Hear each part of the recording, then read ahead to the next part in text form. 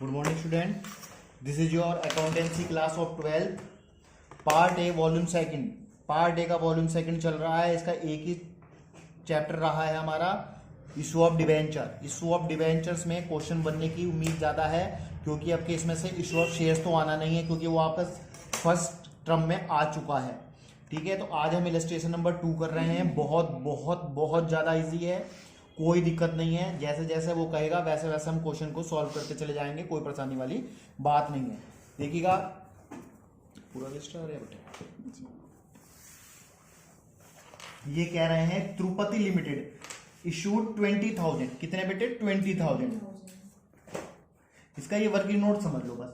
11% debenture. कितने percent? 11%. तो इनका नाम है 11% डिबेंचर. अच्छा, इसका 11% का क्या मीनिंग है?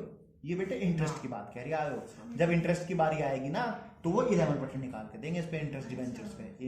आता था ना कैश फ्लो स्टेटमेंट पे इंटरेस्ट और डिबेंचर्स. एक तो ऑपरेटिंग के प्लस वाले में जाता था, एडजस्टमेंट नॉन कैश आइटम में, और एक कहाँ जाता था? फाइनेंस में माइनस होता था, याद है? तो वो परसेंटेज है. 100 ईच है. चलो, एक 100 रुपीज का है. कैसे कैसे पैसे हैं? 25 रुपए एप्लीकेशन पर, 35 रुपीज अलॉटमेंट पर, एंड 40 रुपए फर्स्ट एंड फाइनल कॉल पर. तो ये फर्स्ट एंड फाइनल है, ये अलॉटमेंट है, और ये बेटे ये एप्लीकेशन है. All the debenture were applied A share holder. एक कोई ए नाम का शेयर होल्डर था, 500 शेयर थे, वो शेयर कह रहा हूं डिबेंचर्स थे उस पे. Paid the entire amount on the holding on allotment. देखिएगा क्या हुआ. ए आदमी था, ए से जब एप्लीकेशन मांगी उसने ए के दे दिए, भी दे दिए. जब उसको अलॉटमेंट कह रहा था तो एंटायर मैंने सारी की सारी, यानी कि उसने ये अगली रकम भी ना हमें विद अलॉटमेंट दे दी. तो बेटा कॉल्स इन एडवांस हुआ कि कॉल्स इन एरियर हुआ? कॉल्स इन एडवांस हुआ. Very good. तो मुझे एक बात ये बताओ, इन 500 आदमियों ने 40 रुपए यानी कि 20,000 रुपीज आपको एडवांस दिया है. किस चीज का? फर्स्ट एंड फाइनल का. किस चीज के साथ दिया है? With allotment. तो जब भी हम अलॉटमेंट की बैंक वाली एंट्री करेंगे तो उसमें इसका खास ख्याल रखा जाएगा. ठीक है, आगे आते हैं. बी शेयर होल्डर, उसके पास 100 शेयर हैं. फेल्ड टू पे the a lot and final call. तो बेटे वो उसने ये वाली दे दी, ये फेल्ड हो गया और ये फेल्ड हो गया. तो इसका मतलब तो पैसे एरियर हो गए हमारे. तो यहां पर 100 डिबेंचर पर 35 रुपए, तो ये मारे गए 3500 रुपए. किस चीज के? अलॉटमेंट के. कॉल इन एरियर हुए. और 100 शेयर पे बेटे 40 रुपए, ये मारे गए 4500 रुपए. किस चीज के? फर्स्ट एंड फाइनल कॉल के, क्योंकि फाइनल कॉल के साथ फर्स्ट ही जोड़ रही ना. तो ये कॉल्स इन एरियर हो गए. ठीक है, तो एंट्री करने के लिए क्या है? बहुत इजी है, कोई बात नहीं. अगर ये समझ में आ गया तो एंट्री समझ में आ जाएंगी.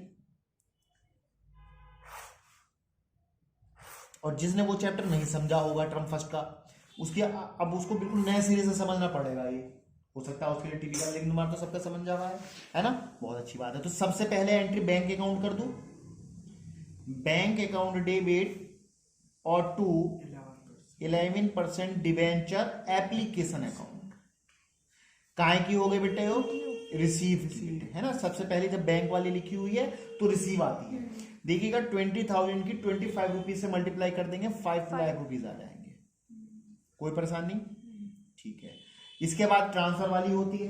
देखिएगा ट्रांसफर वाली क्या होती है? 11% डिबेंचर एप्लीकेशन अकाउंट डेबिट और टू 11% डिबेंचर अकाउंट. बिल्कुल सही, क्योंकि शेयर कैपिटल तो है नहीं, तो ट्रांसफर वाली हो गई. ये मैं नरेशन जो है बहुत शॉर्ट में लिख रहा हूँ, आप समझ रहे होंगे. रिसीव ट्रांसफर है ना. एक बार वो वाला चैप्टर देख लेना, आपके पास रजिस्टर रखा हुआ होगा घर पर, इशू ऑफ शेयर वाला, तो उससे भी वो थोड़ा सा याद आता चला जाएगा कि क्या मसला है. अब क्या ड्यू करूं? 11% डिबेंचर को मैं डी भी लिख रहा शॉर्ट में. अलॉटमेंट बेटा, अलॉटमेंट है ना एप्लीकेशन के बाद. और टू शेयर वो सॉरी 11% डिबेंचर, वही याद आता है बार बार. ये काय की हो गई? Very good. 10,000 वो 20,000 इंटू 35 बोले तो 7 लाख, 7 लाख रुपीज. अब देखो मैंने बताया था ड्यू वाली में कभी कोई लोचा नहीं होता. जो भी लोचा होता है, सारा जो भी केस लेन देन होता है, वो काय में होता है? बैंक में. तो बैंक में यहाँ 2 केस हुए हैं. एक नाम के व्यक्ति ने, जो ए नाम का है, उसने तो एडवांस दिया, और बी ने तो 2 काम होगा इसके अंदर. अब देखना, पैसा रिसीव करो पहले बेटे इनसे. बैंक अकाउंट डेबिट पैसा आएगा, पता नहीं कितना आएगा.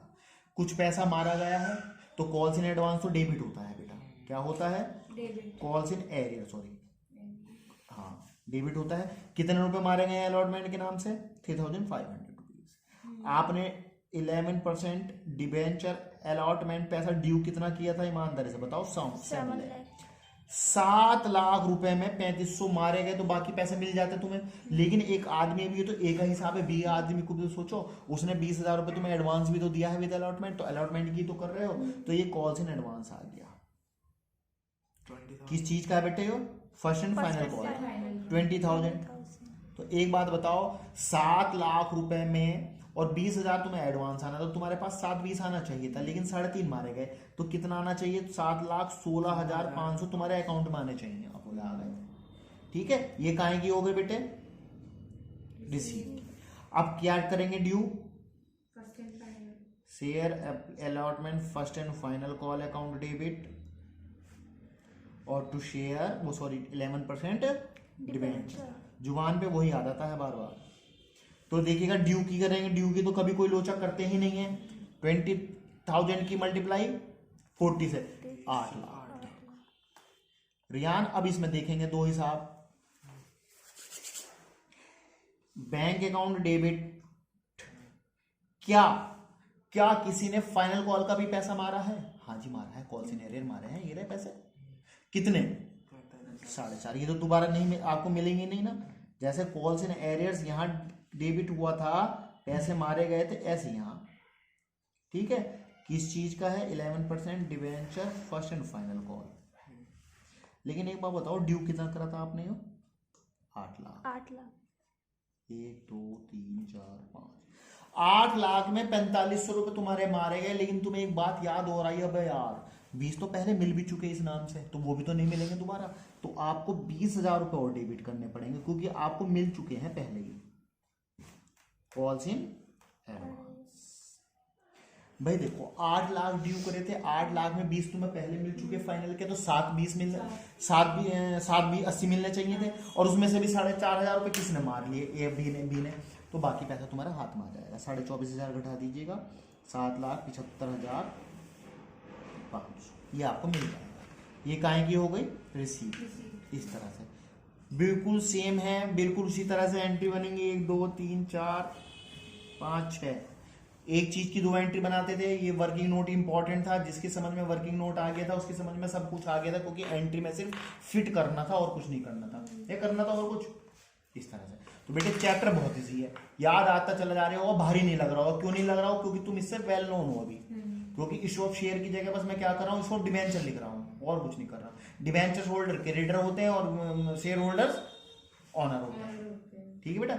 इस तरह कोई भी बात इस क्वेश्चन में हो जो आपकी समझ में ना आई हो, तो कृपया करके मुझसे कांटेक्ट कर लें। और वैसे तो बहुत जल्द स्कूल खुलने वाले हैं, स्कूल में आके आप मिल लेंगे। आप शायद 7 या 8 तारीख से स्कूल खुल जाए हमारे, ठीक है बेटा। ओके बेटा, थैंक यू।